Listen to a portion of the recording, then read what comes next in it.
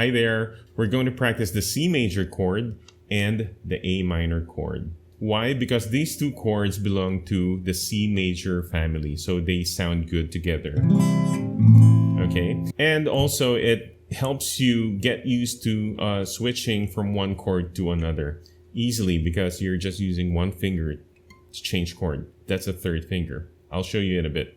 So let's practice the C major chord, the open chord. First finger on the second string, first fret. Your second finger is on the fourth string, second fret. And your third finger is on the fifth string, third fret. That's the C major chord. You only play it from the fifth string to the first string. You don't include the sixth string. Next is the A minor, okay, from C. So keep your first and second finger where they are. Your third finger should go under your second finger, the string under your second finger. That's the third string, second fret. And there, instantly you have your A minor chord, okay?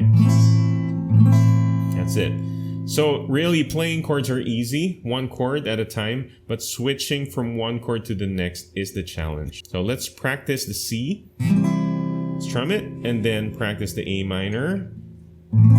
There. Keep in mind that's just one finger shifting from C to A minor. Kind of easy, right? There. So practice shifting from C to A minor as slow as you can first. Then eventually try practicing shifting from C to A minor just as fast as you can, but still it should be accurate and clear, okay? Okay, so practice that for now and then we'll add more chords later on. Good luck!